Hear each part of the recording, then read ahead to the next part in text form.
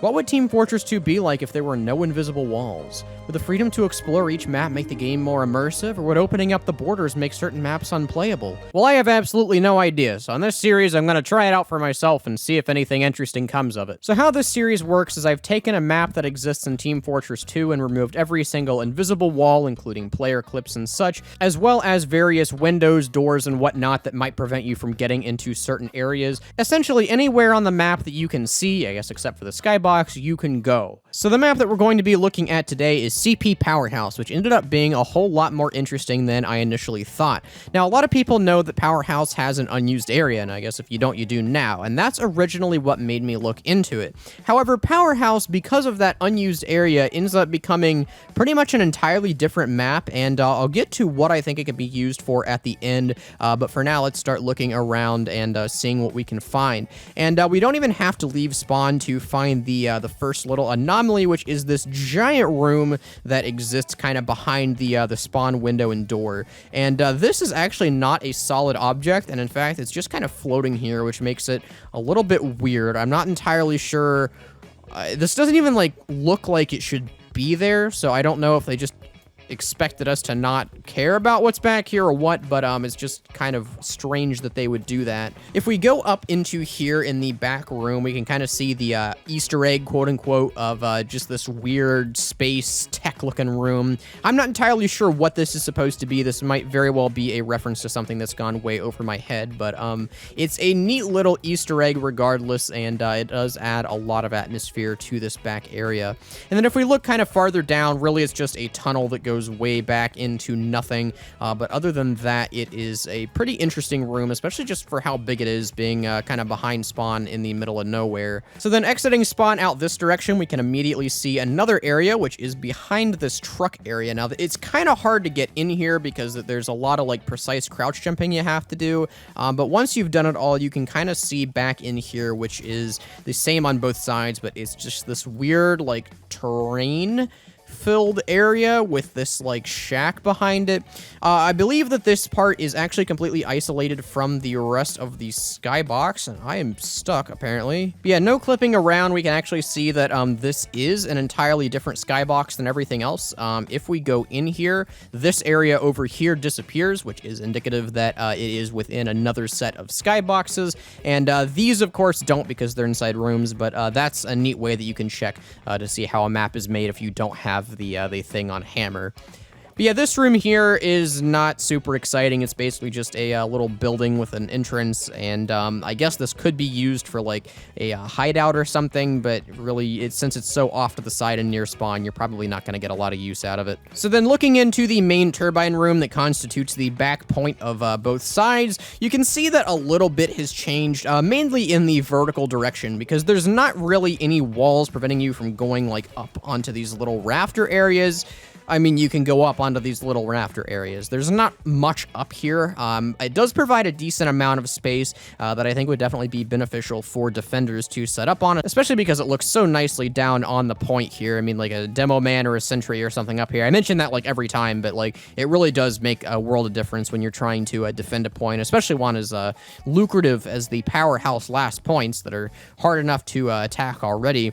Really, any kind of vertical area that looks just perfectly down onto the point like this and is hard to attack because of the high ground position makes the back point kind of interesting, to say the least, when you actually get down to it. Now, this lip right here does go all the way around, and it doesn't look like the loudspeakers here have collision, and there is another area right up here which has a little bit of standing room, and this area up here I would imagine is a bit more beneficial because you can kind of slink back into the shadows here if you so desire, and it gives you a pretty good view onto the rest of the room. It's a little bit harder to see down onto the point, and I would imagine that if someone knows what you're doing, like some scout or something could hide behind like this little corner of the turbine and just sneakily cap, but it does provide still a pretty good vantage point. But let's say you wanted to go all the way up, that is also an option, because up here is completely standable as well. It's kind of hard to get across one beam to the other since you have to crouch walk,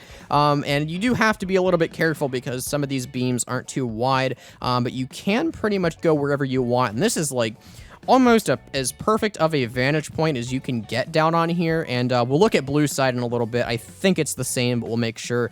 But yeah, up here is an incredible defense spot. And because of how prominent this is, the point itself and actually getting like onto the point and securing it becomes a lot more difficult. Other anomalies in the back room are kind of non-existent. I think there is one difference that I do know of between the red and the blue back rooms, but mostly they're just huge open areas that you can now go on the roof of. And I don't know if it's possible to do with the rocket jumping. Maybe if there was like a god at soldier, you could do this. But I think jumping out this top window is... Oh, no, I guess you can do it. So yeah, if you're like really good at rocket jumping, you can jump out the top window and go onto the roof this way. And I'll get to the roofs a little bit more as we go outside, but...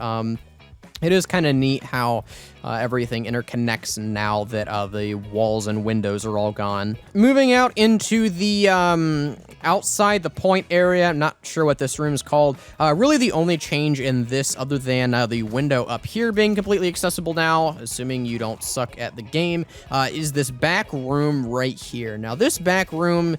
It's pretty uneventful, but there used to be a gate back here, and because they actually did put collision on these barrels, this does provide a little bit of hiding room if you wanted to do that.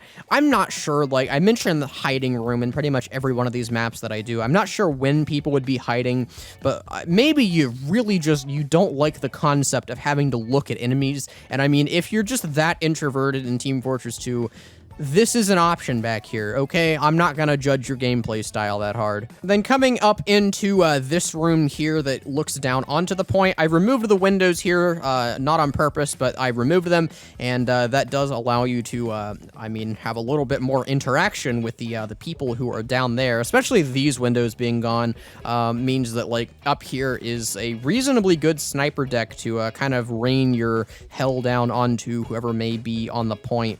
And actually, if someone built a sentry up there, you actually could stand down here and shoot outside of its range. So, yeah, there is a decent amount of counterplay with these windows gone. I mean, we'd obviously have to see a round of how Powerhouse would go without everything to judge for sure, but just the fact that these are not here anymore does provide reasonable gameplay differences if you're trying to attack or I guess even defend the back room. But probably the biggest change to this room, and I've tried to avoid looking at it for a while, is this window right here being gone, which means you can now actually have a direct path from mid right into their battlements area. Now, unfortunately, if you don't have some kind of vertical mobility like a double jump, this is only a one-way window. However, if you do have a double jump or a rocket jumper or something, you actually can just jump right up in here, and it's a pretty straight shot just right from one spawn to the other.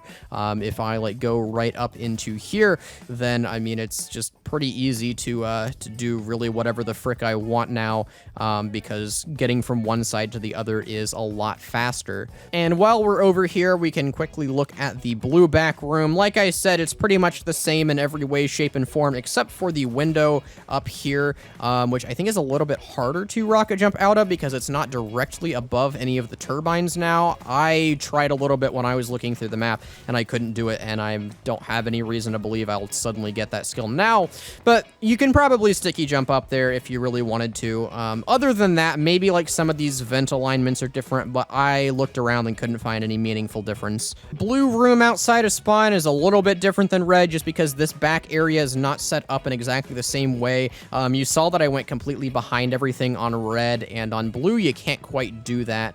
You can go behind this one kind of, but like in terms of getting like a lot of privacy, you're really not going to be able to do that without like kind of going into one of the corners. So minor difference, not sure it would make any major gameplay differences at all, but it is worth pointing out. Upper battlements rooms are also completely identical. The only thing that really changes is now that this top window is gone, you can rocket jump out the top, but I mean, it's not like you can get up here just by walking outside and rocket jumping anyway, so I'm not sure that makes a ton of difference. I guess with the privacy of the billboard here, or the obstruction that it causes, you can rocket jump safely independent of these snipers on the other battlements, but really this doesn't make a ton of difference.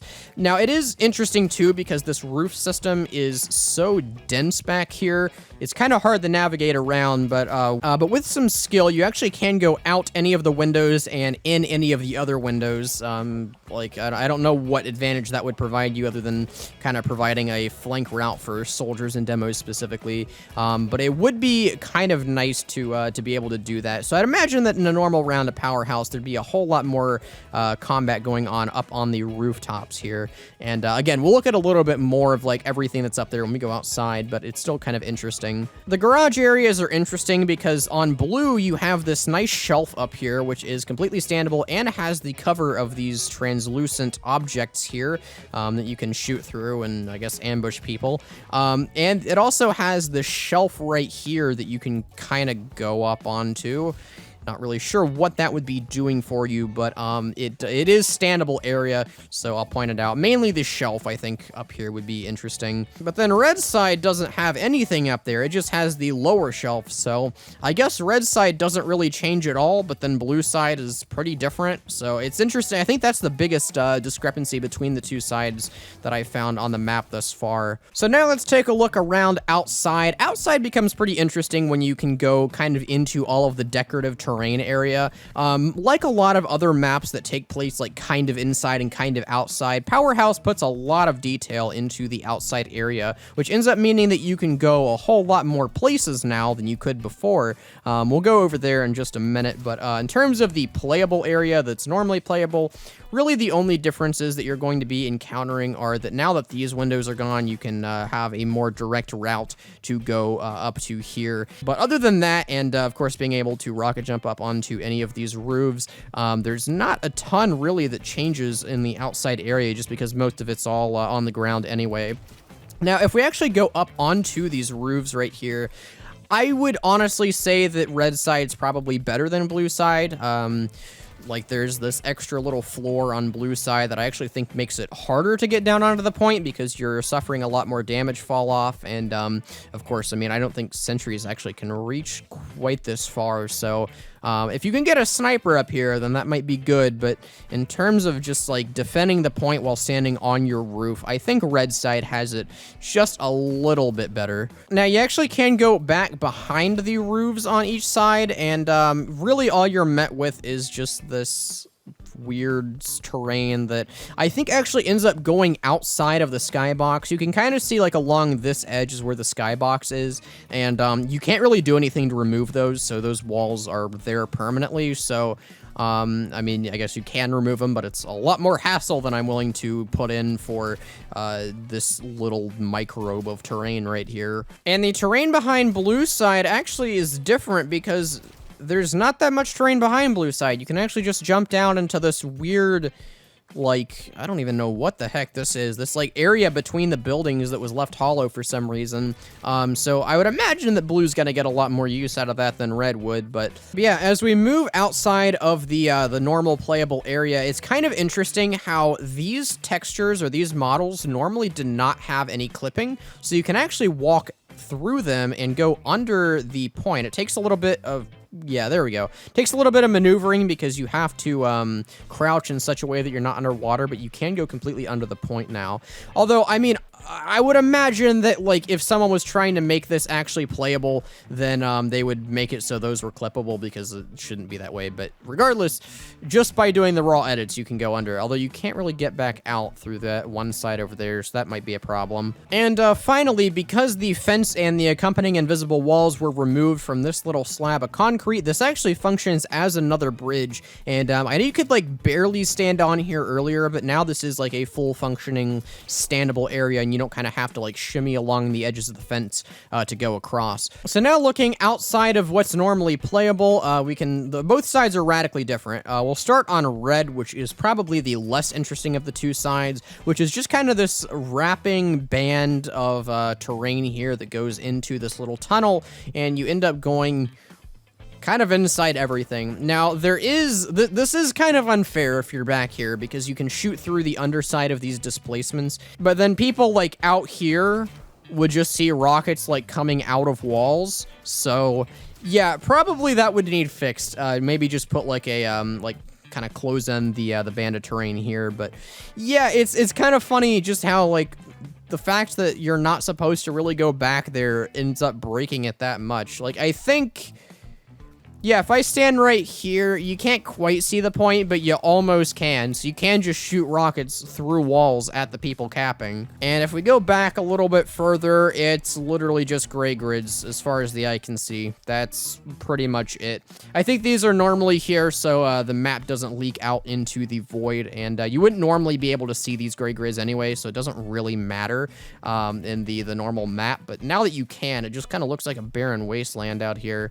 And I mean, you can see them on the underside of this terrain, too, on the blue side, but they're a little bit more interestingly arranged. So then taking a look at blue side, blue has a little bit more stuff going on. You have this truck, which is, like, kind of positioned on this very Hydro-esque ramp.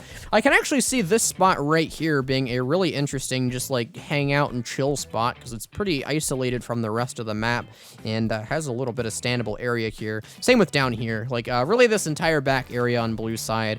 If this was like a trade server map or something, would be a cool area to just be, and it's where all the cool kids would hang out. Trust me, I would know. I'm a very cool kid. But then there's also this power plant building up here, which, I mean, there's not a ton going on here, but what's interesting about this that I found was it's completely hollow on the back sides. Now, normally, what you would do if you're making something like this is you would make this entire thing a cube, because that way it's taking up less of the terrain, or less of the rendering engine, since it doesn't have to render these back faces. But I guess they just encountered errors with that and decided to make this entire thing hollow. Or they were just lazy and this was the fastest way to do it. I'm not going to discount that possibility either. But yeah, the power plant building combined with the little ramp makes the outside of the normal playable area of blue very interesting. That was kind of a stroke, but I mean, I don't really know what to refer to half these things as, and just kind of I'm admiring the scenery. So yes, this area back here is probably non-functional to the normal gameplay, but it's pretty neat. So the last little bit on this map that I've yet to get to is the completed but non-playable section of terrain. So I feel like the fastest way to get here in a normal game would be, if you're in this room, to just walk out this back building. As you can see, they put a lot of time and effort into completing this, and you might think that, like, oh, it's not actually an unfinished area. They didn't actually intend for this to be playable. It's just scenic because you can view it out the window. But you can actually see that there's nothing you can do in a normal game to be able to see this waterfall. So maybe they just did it for, like, the spectator cams or something, but considering the area that we'll kind of explore, I doubt that's the case. And if you're thinking that you're supposed to see them out the back windows, these were actually metal grates, or not metal grates. You can't see through them. I think they're like doors or something. So you could not normally see this view in a normal map of Powerhouse, which again, just it's a really cool view that the person clearly put a lot of effort into. So I'm kind of sad that this isn't used. Making our way down the moat of fun here, though, there's a little bit to explore, but not enough to really leave me satisfied. Like, you can go in these doors here that lead you into these rooms that were clearly supposed to be a thing. I think in normal Powerhouse, if you were to no-clip out here, these windows here were kind of metal gated off, so you couldn't actually see through them. I opened them up just to see what it would look like, and this is the result. But yeah, these rooms back here, I feel like this would be a thing in the normality of Powerhouse. And maybe I'm just completely missing something where the creator said, like, yeah, this was supposed to be playable. I don't actually know. I'm purely speculating here, but it's kind of cool just to look through, like, everything that the original creator of the map put into place and kind of make guesses about, like, what this was supposed to be used for. Really just unused areas and maps in general really sparked my interest. But anyway, regardless of that, the areas that are here are not super interesting. Really, the only areas of note that would, like, maybe be used in normal Powerhouse are these rooms right here. And the only reason I really think that is because of the other thing, which I purposefully didn't mention earlier, that is different between the two back rooms, which is this door right here. For some reason, blue side of the back cap room on Powerhouse has this door, which if you delete, allows you to walk right into the unused area. Red side, however, doesn't even, it's not only that they don't have a door that aligns, they just straight up don't have a door. They chose to decorate it with this pipe instead. So wouldn't you just delete everything immediately and don't do any other edits? Blue side immediately has another way to get outside that anybody can access, and not just like rocket jumping soldiers who can go up through the windows. Anybody who is just running on the ground can actually access this little area, and because of that, I don't know exactly what would change. I think this benefits red more than blue, but regardless, it is something worth mentioning. Now, of course, you can go out the windows, and being able to go out these windows, even as a rocket jumper, means you can just go right from one back room to the other. But I think the door just makes it so much more interesting because it kind of means that, like, anybody can do it. Now, of course, I have completely glossed over the fact that, like, these windows are also gone. So if you really wanted, you can just jump right from the back cap right here on blue side all the way to the back cap on red side in about 5 seconds. And, I mean, it's just really easy to do if you're halfway decent at rocket jumping. But yeah, that's a fun change, and I'll get to how I think that would affect the gameplay at the end, but it's kind of neat. Now, I will note, too, about this little moat, the only way to actually get up onto the land, or either side of the moat, is these little thingies right here, like the little lowered areas with the ramps. Even with a rocket jumper, it is incredibly difficult to get up and over the wall. I have the base jumper here, but if I don't use it, you basically have to be really good at strafing in order to do that.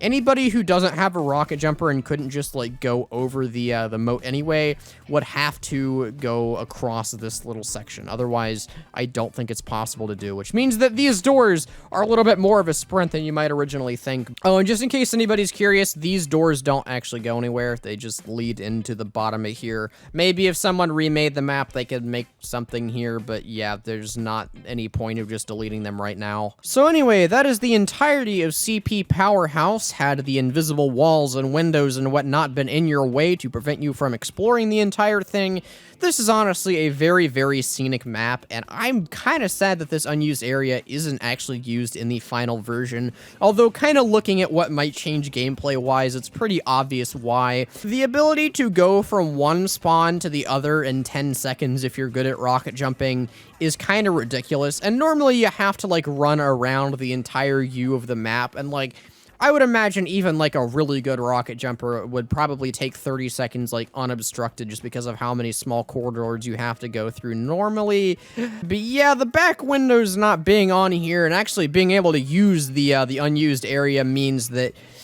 yeah, this becomes a whole lot faster, for better or worse. I feel like if you converted CP Powerhouse to another game mode, like maybe kind of like what Junction is, where you have to defend like 3 points at once, or maybe even capture the flag, you definitely could get some use out of this back area. But the two spawns being as close to each other as they are, just, I don't know, that's not very good design in a map, in my opinion. But, like, maybe if you had, like, the blue team spawn back here and the red team spawn on this side of the map, and they had to defend, like, maybe 1 point, like, in the middle of the moat, or, like, 2 points in each side of the powerhouse. I don't know. There's a lot of things you could do with this, and I would be curious to hear your all interpretation of, like, what game mode you could convert this to get use out of the back area. But as it is, 3CP is not very compatible with these windows being open, so let me know in the comments. Anyway, assuming that we just didn't care about the blatant game design violations and did it anyway, CP Powerhouse becomes very different because